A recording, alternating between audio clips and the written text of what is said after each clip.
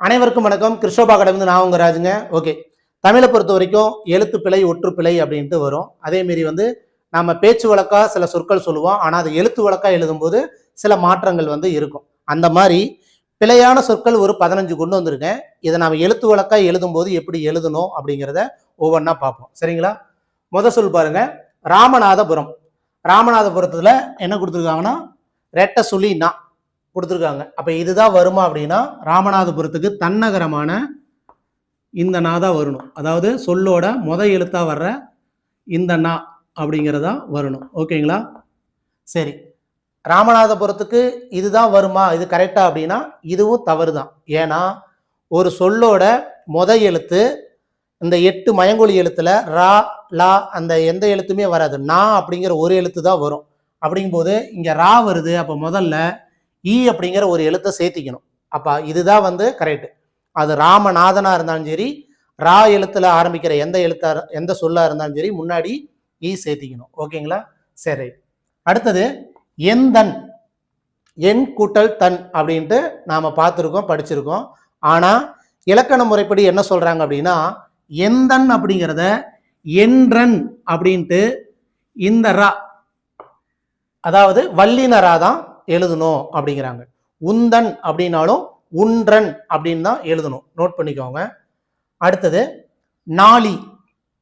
நாளி அப்படின்னா ஒரு பாத்திரத்தை சொல்லுவாங்க. நாளி பாத்திரம் அப்படின்ட்டு இருக்கு. கரெக்டு தான்.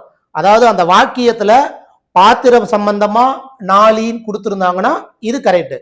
இல்ல ஒரு குறிப்பிட்ட கால அளவு அப்படின்ட்டு அந்த வாக்கியத்துல ஏதாவது மென்ஷன் பண்ணி இருக்குது அப்படின்னா அந்த இடத்துல நாளின்னு எழுதக்கூடாது, நாளிகை அப்படின்னு தான் எழுதணும். நாளிகை. ஏன் நாளிகை அப்படின்னு சொல்றோம்னா நாளிகை அப்படிங்கிறது ஒரு குறிப்பிட்ட கால அளவு. அதாவது ஒரு நிமிஷத்துக்கு பார்த்தீங்கன்னா ஒரு நாளைக்கு 24 நிமிஷம். ஒரு நாளி அப்படிங்கிறது 24 நிமிஷம். அப்ப ஒரு மணி நேரத்துக்கு எத்தனை நாளிகை அப்படின்னு கேட்டா கூட நமக்கு தெரியணும். அப்போ ஒரு மணி நேரத்துக்குன்னா 60 டிவைடட் பை 24. கரெக்டுங்களா? 2.5 நாளிகை வரும்.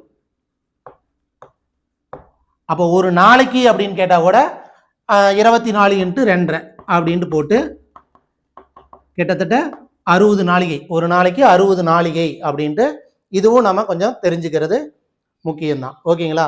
இல்ல ஒரு குறிப்பிட்ட நிமிஷத்தை கொடுத்துட்டு ஒரு 760 நிமிஷத்துக்கு எத்தனை நாளிகைகள் அப்படின்னு கேட்கறதுக்கு வாய்ப்பு இருக்கு. அதாவது இது சம்பந்தமா நான் சொல்றேன், வேற ஒன்றும் இல்லை. சரி, அடுத்தது ஒருவல் அப்படின்னு இருக்கு. ஒருவல் அப்படிங்கிறது ஒரு பெண்பால்.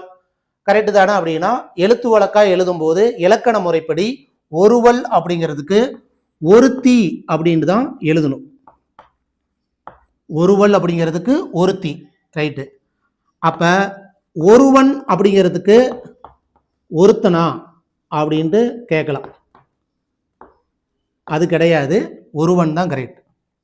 இதை எப்படி நம்ம தெரிஞ்சுக்கலாம் அப்படின்னா ஒருவன் ஒருத்தி அப்படிங்கிற ஒரு பழைய பாடல இருக்கு. ஒருவன் ஒருத்தி அப்படின்ட்டு ஒரு பாடல் இருக்கு. அதை ஞாபகம் வச்சுக்கோங்க. ஒருவன் ஒருத்தி அப்படிங்கிறதான் சரியான இலக்கண முறைப்படி எழுத்து வழக்கா எழுதுற சொற்கள். ஓகேங்களா? ஒருவன்கிறது ஆண்பாலை குறிக்கும், ஒருத்தி அப்படிங்கிறத பெண்பாலை குறிக்கும். இதே இந்த ஆண்பாலா இருந்தாலும் சரி பெண்பாலா இருந்தாலும் சரி ஒருவர் அப்படிங்கிறது ரெண்டு திணைக்குமே பொதுவான ஒரு பேர் தான். இப்ப ஒருவர் அப்படின்னா இப்ப ஆண் ஒருவர் பெண் ஒருவர் அப்படிங்கிறது ரெண்டு பாலுக்குமே பொதுவா இருக்கும். ஓகேங்களா? அது உயர்திணையா இருந்தாலும் சரி, உயர்திணையில ஆண்பாலா இருந்தாலும் சரி, உயர்திணையில பெண்பாலா இருந்தாலும் ஒருவர் அப்படிங்கிறது ரெண்டு பேத்துக்குமே பொதுவா இருக்கும். ரைட். அடுத்தது மேனாடு. இது புரியுதுங்களா? ஒருவல் அப்படின்னா ஒருத்தி, ஒருவன் தான் கரெக்டு, ஒருத்தன் அப்படிங்கிறது கிடையாது. மேனாடு. மேனாடு அப்படின்னா மேல்நாடு, அதாவது வெளிநாடு, அயல் நாடு அப்படிங்கிற மாதிரி. அப்ப மேநாடு அப்படிங்கிறது இந்த நா வருமா அப்படின்னா இது கிடையாது, ரெட்ட சுழினா தான் வரணும். ஓகேங்களா? வள்ளி அதாவது ஜஞ்சன நம்பர மெல்லின நா தான் வரணும். இந்த மேநாடை பிரிச்சாதான் மேல் பிளஸ் நாடு அப்படின்ட்டு வரும். ஓகே, அடுத்தது நாம் இந்த விவசாயத்தில் சொல்கிறோம் இல்லைங்களா, பயிர் வகைகள் அப்படின்ட்டு நம்ம பேச்சு வழக்கில் சொல்கிறோம். பயிர் வகைகள், பயிறு கரெக்டா அப்படின்னா பயிருன்னு சொல்லக்கூடாது, பயறு அப்படின்னு தான் சொல்லணும். பயறு வகைகள் யாதா வரணும், ஈ வரக்கூடாது. அதே மாதிரி வயிறு, அப்ப வயரா அப்படின்னா கிடையாது. வயிறுனா வயிறு தான், ஓகேங்களா? அந்த இடத்துல வயறு அப்படின்லாம் சொல்லக்கூடாது, வயிறு தான். ரைட். அடுத்தது மென்மேல். நீ மென்மேலும் நல்லா முன்னேறணும் அப்படின்ட்டு சொல்லுவாங்க இல்லைங்களா? மென்மேலும் நல்லா படி அப்படின்னு சொல்லுவாங்க இல்லைங்களா? அப்போ மென்மேல் அப்படிங்கிறது நாம் பேசும்போது ஓகே, மென்மேல் அப்படிங்கிறது எழுத்து வழக்காக எழுதணும் அப்படின்னா மேன்மேலும் அப்படின்னு தான் எழுதணும். மே அப்படிங்கிற குறில் வந்து மே அப்படிங்கிற நெடிலா தான் எழுதணும். மேன்மேல், புரியுதுங்களா? ரைட்.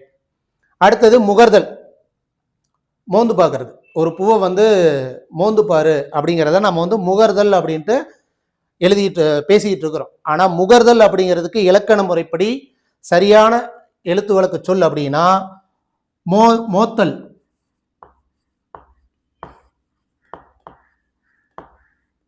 முகர்தல் மோத்தல், அதாவது மோந்து பார்க்கறத மோத்தல் அப்படின்னு சொல்லுவாங்க. அப்போ முகர்கிறோம் அப்படின்னா இருங்க, இந்த இடத்துல எழுதி கொடுங்க, முகருகிறோம். இப்ப முகருகிறோம் அப்படின்னா அங்க என்ன வரும்? மோக்கிறோம், மோக்கிறோம், மோக்கிறோம். இப்படிதான் வந்து எழுத்து வழக்கா நாம எழுதணும். சரிங்களா? அடுத்தது ஓரவத்தி. ஓரவத்தி அப்படின்னா ஓரவத்தி கிடையாது, ஓரகத்தி. ஓரகத்தி காதா வரணும், ஓகேங்களா? அடுத்தது கன்றாவி.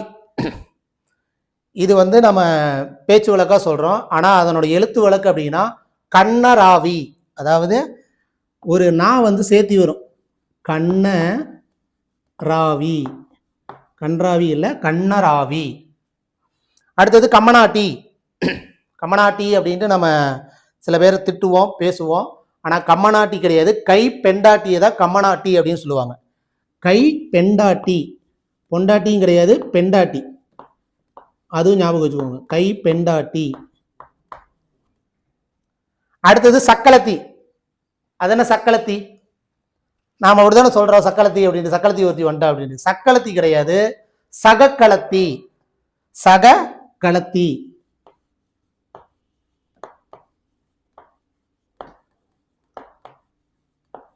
இதையும் நோட் பண்ணிக்கோங்க, ஓகேங்களா? அடுத்தது முந்தானை முடிச்சு அப்படிங்கிற மாதிரி முந்தானி அப்படின்னு நம்ம சொல்லுவோம். மேலடை வந்து சொல்ற மாதிரி முந்தானி அப்படின்னு சொல்லுவோம். ஆக்சுவலா முந்தானி கிடையாது, முன் தானை அப்படின்னு தான் முந்தானியை சொல்லணும். ஆக்சுவலா எழுத்து வழக்கா எழுதும்போது முன் தானை, ஓகேங்களா?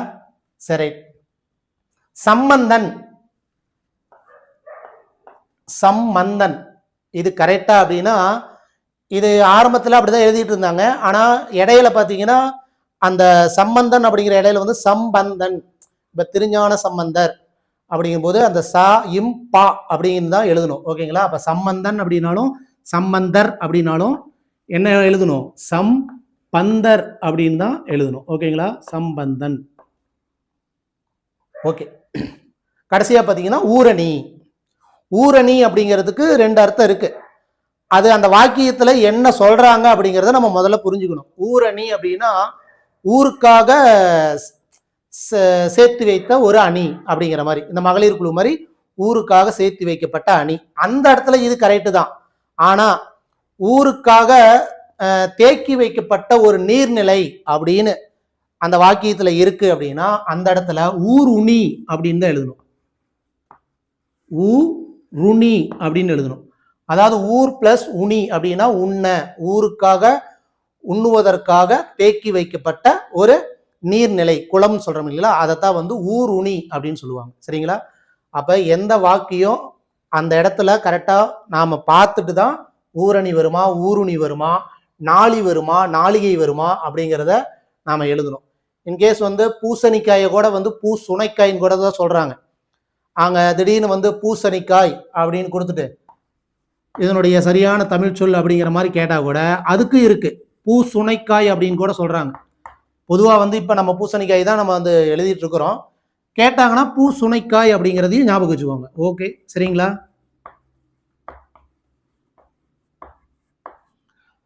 அப்ப ஒரு சொல்லு வந்து நம்ம இயல்பா பேச்சு வழக்கா எழுதுற சொற்கள் எல்லாமே வந்து எழுத்து வழக்கா சில சில ஒரு ஒவ்வொரு எழுத்து அப்படிங்கிற மாதிரி மாறி இருக்கும். சில அர்த்தங்களை பொறுத்து சில மாற்றமும் இருக்கும். அப்ப இந்த மாதிரி சொற்கள் இது எல்லாமே அவுட் சோர்ஸ்ல இருந்து எடுத்துட்டு வந்ததுதான். இந்த மாதிரி வந்து ஒரு 15-20 சொற்கள் வந்து ஒவ்வொரு டாபிக்லயும் அடுத்தடுத்த வீடியோ பதிவில் உங்களுக்கு வரும். இது அப்பப்போ நீங்க வந்து ஒரு கீ நோட்ஸா வந்து நோட் பண்ணி வச்சுக்கோங்க. சரிங்களா? இதுல ஏதாவது டவுட்ஸ் இருக்கு அப்படின்னாலும் கமெண்ட் பாக்ஸ்ல சொல்லுங்க.